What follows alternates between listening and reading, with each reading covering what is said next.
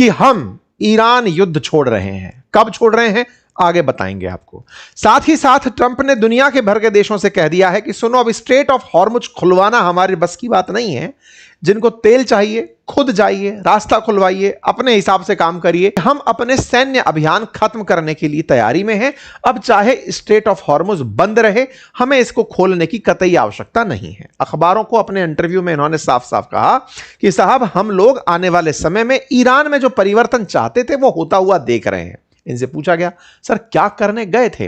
बोले हम गए थे कि ईरान कभी न्यूक्लियर बॉम्ब ना बना पाए। बोले बहुत बढ़िया सर, न्यूक्लियर बॉम्ब तो ना तो आप अब तक उसको खत्म कर पाए, ना न्यूक्लियर बॉम्ब का मसाला वहां से बाहर निकाल पाए, कुछ भी नहीं कर पाए, लेकिन आप कह रहे हैं कि हमने बहुत नुकसान पहुंचाया। बिल्कुल सही कह रहे हैं, आपने ईरान को नुकसान नहीं, पूरी दुनिया को बहुत नुकसान पहुंचाया, क्योंकि उसके बाद में इसने एक एक करके आपके सभी ठिकानों को नुकसान पहुंचाना शुरू किया।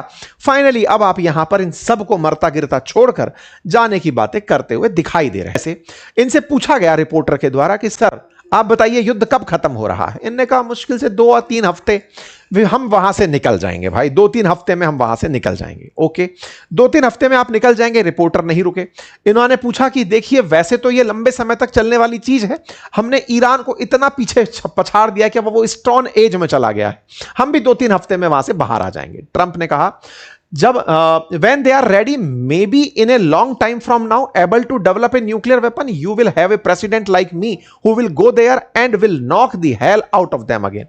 और हमने उनको इतना पीछे धकेल दिया है कि अब वो अपना न्यूक्लियर वेपन नहीं रख पाएंगे, और अगर कभी मान लो कि उन्होंने फिर से डेवलप किया और कोई मेरा जैसा राष्ट्रपति फिर आया तो उनको फिर ठोक कर आएगा और उन्हें नरक के द्वार में टिका देगा। ओके सर, अच्छा तो अब ऐसे के अंदर इनसे फिर पूछा गया, एक और डायलॉग इन्होंने मार दिया। इन्होंने कहा कि अब तो यह हालत है कि ईरान वाले अमेरिका को मार भी नहीं रहे हैं, मतलब उनके गोले भी हम पर नहीं चल रहे हैं, हमने उनको इतना ज्यादा तोड़ दिया है।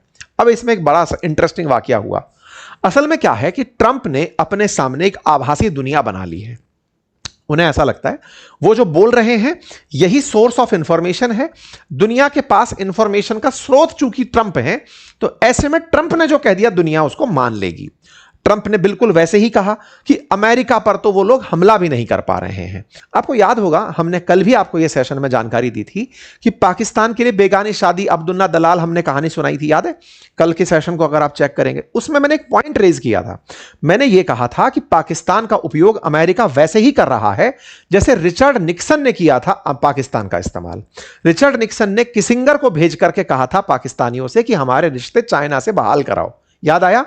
अब एग्जैक्टली वही हुआ पाकिस्तान के अंदर 2 दिन पहले 29 और 30 मार्च के दिन, जब आपने सुना था कि यहां पर मिस्र से, सऊदी से, तुर्की से विदेश मंत्री आए थे बातचीत करने के लिए, तो मैंने आपसे यह कहा था कि अब पाकिस्तान जो है वो चाइना जाएगा बातचीत करने के लिए, क्योंकि पहले भी अमेरिका जिन चीजों को नहीं कर पाता फिर वो चाइना को लेकर आता है। तो देख लो यही हुआ।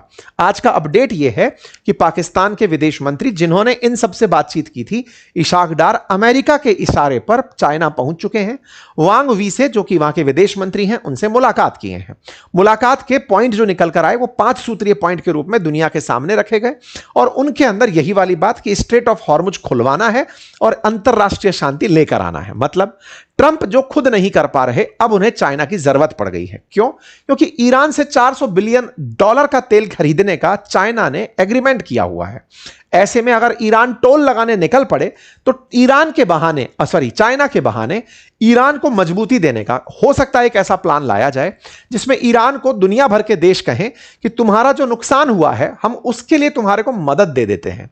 ये इन 5 सूत्री कार्यक्रमों के अंदर यह बात कही गई है कि ह्यूमैनिटेरियन लॉज को ध्यान में रखते हुए पीस टॉक को बढ़ाते हुए आगे चलना होगा, और तय किया जाएगा कि कैसे ईरान की सॉवरेनिटी की सुरक्षा की जा सके और जो लोग यहां पर फंसे हैं उनकी मदद की जा सके। साथ ही साथ में यूएन के नेतृत्व के अंदर कैसे कॉम्प्रिहेंसिव पीस प्रोग्राम को लाया जा सके। अर्थात जो जिसको बिगाड़ना था बिगाड़ दिया, अब यूएन भी आएगा, चाइना भी आएगा, दुनिया भर के देश रास्ता निकालेंगे कि ईरान को शांत किया जाए, स्ट्रेट ऑफ हॉर्मुज को खुलवाया जाए। और उसके साथ बातचीत के लिए अमेरिका ने बैकडोर चैनल से पाकिस्तान का फिर से इस्तेमाल किया और चाइना को पिक्चर में घुसा लिया। क्यों साहब, अब बड़ा सवाल यह है कि क्या ट्रंप वाकई में स्ट्रेट ऑफ हॉर्मुज छोड़कर आ जाएंगे?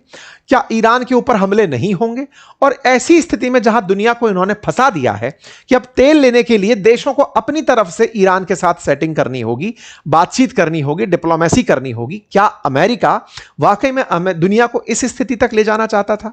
तो इसको थोड़ा सा और पीछे जाकर अगर आप विजुअलाइज करेंगे तो समझ पाएंगे कि अमेरिका में जब से राष्ट्रपति ट्रंप बने हैं तब से ऑयल कंपनीज की जो फंडिंग है वो सीधा सीधा अब ट्रंप के इरादों में दिखाई देती है। आप समझिए कि जब इलेक्शन कैंपेन था तो बिगेस्ट फंडर्स में वहां के ऑयल कंपनीज के स्टेक थे।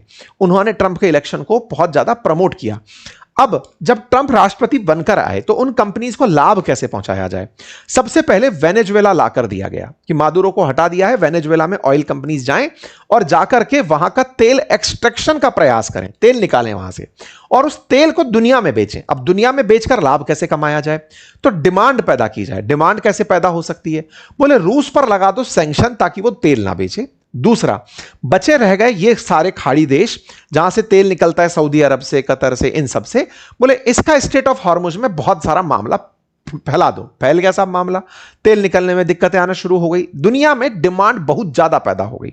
डिमांड पैदा हो गई तो एकमात्र जिसके जहाज को ईरान भी निशाना नहीं बना पाएगा क्योंकि उसके पास इतनी ताकत है, दैट इज अमेरिका। अमेरिका के तेल को निकालकर अमेरिका अपने तेल को दुनिया भर के देशों में including Europe, Africa, Asia, India, China, जिसको भी बेचना है सबको बेचने की स्थिति में आ गया। कुल मिलाकर ट्रंप ने इस युद्ध से क्या कुछ अचीव किया? बिल्कुल। आपने पहले दुनिया को, ये वो वाली बात है कि मैं जब किसी से कंपटीशन करूं तो या तो मैं मेरी लाइन बड़ी करूं या दूसरे की लाइन को छोटा कर दूं, तो भी तो मेरी लाइन बड़ी हो सकती है। इन्होंने दोनों ही काम किए।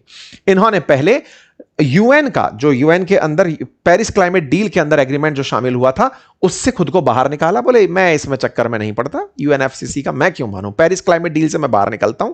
प्रदूषण खूब फैलाएंगे, प्रदूषण फैलाने के लिए पेट्रोल डीजल बेचेंगे, पर पेट्रोल डीजल मैं बेचूंगा तो ये तो सब बेचते हैं। बोले ठीक है, पहले रशिया पर प्रतिबंध लगाओ, तुम नहीं बेचोगे, उसके बाद में मिडिल ईस्ट के हालात खराब कर दो, वो तेल नहीं बेच पाएंगे, उधर वेनेजुएला पर कंट्रोल कर लो, उसका तेल भी हम ही बेचेंगे। तो कुल मिलाकर एक बहुत बड़े, मतलब आप समझिए कि पूंजीपति और एक बहुत बड़े उद्योगपति और एक बहुत बड़े व्यापारी के रूप में अमेरिका ने डिमांड भी खुद, जैसे अपन लोग पढ़ते हैं ना ड्रेन ऑफ वेल्थ, कि भारत से कच्चा माल ले जाकर पका माल बनाकर ब्रिटिशर्स भारत में भेजते थे और हमको गरीब बनाया। ऐसे आने वाले समय में ट्रंप की इस थ्योरी को पढ़ा जाएगा कि ट्रंप ने पहले माहौल बनाया, माहौल बना करके कि लो सब फोड़ तार दिया है, अब मेरा माल बिकेगा, बढ़िया पैसे कमाएंगे। ठीक है साहब, हो गया। तो ट्रंप ने कुल मिलाकर के अपनी तरफ से यह कह दिया। अब लेकिन सवाल वहीं खड़ा है साहब, ऐसे तो फिर सब लोग बात कर लेंगे, ईरान से बातचीत हो जाएगी, बातचीत हो जाएगी तो सब धीरे धीरे स्ट्रेट ऑफ हॉर्मुज खुल जाएगा। ट्रंप के कारण ही तो हो सकता है ईरान नहीं खोल रहा हो, बाकी देशों के प्रभाव में खोल दे। तो इसके पीछे का तथ्य समझते हैं। देखो, ट्रंप कह रहे हैं कि वो जा रहे हैं बिल्कुल वैसे ही जैसे उन्होंने कहा था कि मैं 48 घंटे में इनके पावर प्लांट पर हमला कर दूंगा। नहीं किए, क्योंकि ईरान धमका दिया कि हम आपके पैरेलल जितने भी डिसैलिनेशन प्लांट हैं उन पर हमला कर देंगे। खुद ने कहा कि 5 दिन का सीज फायर कर रहा हूं, 23 मार्च को किया। 23 मार्च के बाद में 27 मार्च को फिर आए कि मैं 10 दिन का सीज फायर कर रहा हूं, लेकिन सीज फायर हुआ नहीं। मतलब अमेरिका ने उस पूरे सीज फायर की कहानी को एक मजाक के रूप में रखा। अमेरिका ने इस्फहान पर हमला कल किया, वो मैंने आपको दिखाया। यानी एक तरफ से सीज फायर चल रहा है और दूसरी तरफ हमले चल रहे हैं। इसका मतलब इनकी बातों में कुछ भी तर्क नहीं है। युद्ध के अंदर अगर ये शांति की बात कर रहे हैं तो शांति के बाद भी युद्ध होता रहेगा। इसके बारे में आप ट्रंप को ले सकते हैं।